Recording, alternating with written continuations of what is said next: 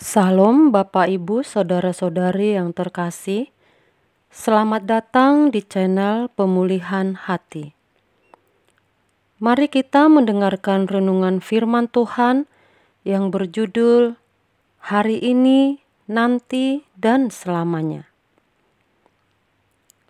Melayani perasaan Tuhan itu lebih penting daripada melayani pekerjaannya. Maka kita harus duduk diam di kaki Tuhan, baru kita turun ke lapangan untuk mengatur organisasi, berkhotbah, memimpin puji-pujian, memimpin doa, dan lainnya. Bukan melayani pekerjaan gereja dulu, melainkan melayani perasaannya. Untuk itu, mari kita datang kepada Tuhan dan bertanya, apakah ada sesuatu dalam diriku yang mengganggu hatimu, Tuhan? Mungkin masih tersimpan kesombongan terselubung, motif yang tidak murni, keinginan dunia, kegemaran yang sebenarnya Tuhan tidak ikut menikmati kegemaran itu. Yang mana hal itu berarti kita tidak berjalan bersama dengan Tuhan. Jelas Alkitab berkata dalam 1 Korintus 6 ayat 19-20. Kamu bukan milik kamu sendiri. Anugerah tidak mengubah karakter kita, tapi mengubah status kita. Artinya, dulu kita bukanlah anak, sekarang menjadi anak. Dulu orang yang tidak benar di mata Allah, sekarang kita dibenarkan. Itu perubahan. Tetapi apakah kita benar-benar berkeadaan benar? Itu hal lain. Sebab kalau karakter, watak, dinamika hidup, kita masih dinamika hidup anak dunia, maka kita tidak bisa sefrekuensi dengan Tuhan, tidak bisa diperdamaikan. Kita hidup hanya satu kali, dan sudah dibeli dengan harga yang lunas dibayar. Maka kita menjadi milik Tuhan. Semua yang kita miliki adalah milik Tuhan. Dan Tuhan serius untuk memiliki kita dengan memateraikan kita dengan Roh Kudus yang akan menuntun kita kepada seluruh kebenaran. Maka kita tidak boleh sembarangan hidup lagi, tapi harus berjalan menurut Roh. Dalam kehidupan, kita diizinkan mengalami banyak pencobaan. Tetapi dalam pencobaan itu, kita harus seirama dengan Roh Kudus. Dan untuk punya seirama dengan Roh Kudus, itu tidak gampang. Sekarang Tuhan mau mengajari kita, tapi kita harus berani menyangkal diri. Sebab untuk mengubah dinamika hidup kita, perlu waktu dan keseriusan. Hari ini kita akan mengambil keputusan dan pilihan yang benar.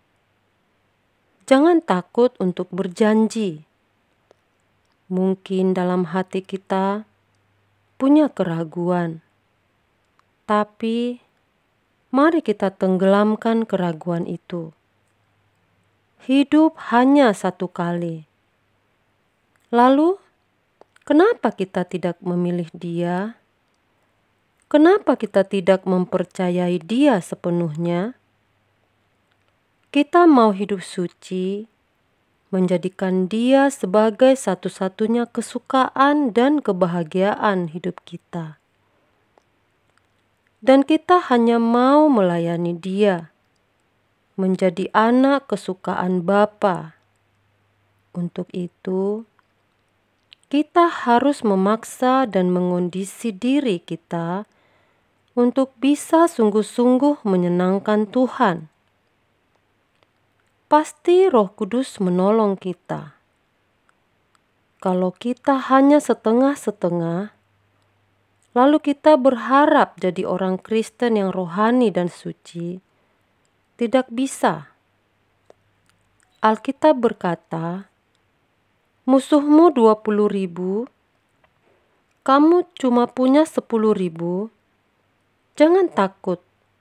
10.000 kasih kepadaku, maka kubuat kau menang. Tapi kalau yang 10.000 tidak kita berikan, bagaimana kita bisa menang? Kenapa takut kita? Dalam hal ini, kita harus nekat. Sebab, kalau tidak nekat, kita tidak akan pernah bisa. Monster diri kita ini jahat, bahkan sangat jahat. Maka kita harus taklukkan dan kita bunuh. Kalau bagi seorang hamba Tuhan, mesti berani berkata, Tuhan, aku jadikan diriku sembelihan di mezbah-Mu, supaya aku bisa menghadirkan Engkau di tengah jemaat. Karena kalau aku tidak mati, Engkau tidak bisa hidup di dalam diriku. Kristen sejati itu standarnya hanya Yesus. Dan untuk mencapai itu, kita harus memberikan segenap hidup, segenap hati, dan untuk mencapai itu, kita harus memberikan segenap hidup, segenap hati, dan segenap kekuatan kita. Sebab tubuh kita adalah bait Roh Kudus. Di dalam diri kita ada ruang maha suci. Dalam 1 Korintus 6 ayat 19-20. Tidak tahukah kamu bahwa tubuhmu bait Roh Kudus? Bahwa kamu bukan milik kamu sendiri? Roh Kudus yang diam di dalam kamu, yang kamu peroleh dari Allah, dan kamu bukan milik kamu sendiri. Orang Kristen sejati adalah orang Kristen yang tubuhnya menjadi bait Allah dan di dalamnya ada ruang maha suci. Hari ini menjadi hari kebangunan rohani bagi kita yang mau bertobat. Orang Kristen sejati adalah orang yang bisa berkata, hari ini, nanti, dan selamanya, aku milik-Mu. Menjadi kekasih Tuhan itu luar biasa, lebih dari memiliki harta seluruh dunia. Lebih dari apapun, hidup menjadi kekasih Tuhan itu cukup bagi kita. Dan Tuhan tahu, ketika kita mengasihi Dia, Tuhan merasakan cinta kita. Maka kita pasti dilindungi, dan di setiap nama yang kita cintai juga dilindungi. Kalau keadaan kita hari ini porak-poranda, sulit dalam berbagai aspek, tenanglah, sebab kita tetap berada dalam kontrol Tuhan. Apalagi kalau kita adalah kekasih-Nya, kita pasti dipelihara Tuhan sempurna. Sebab Tuhan pasti membedakan orang yang setia dan yang tidak setia. Demikianlah renungan ini kiranya dapat memberikan pencerahan bagi kita semua. Tuhan Yesus memberkati.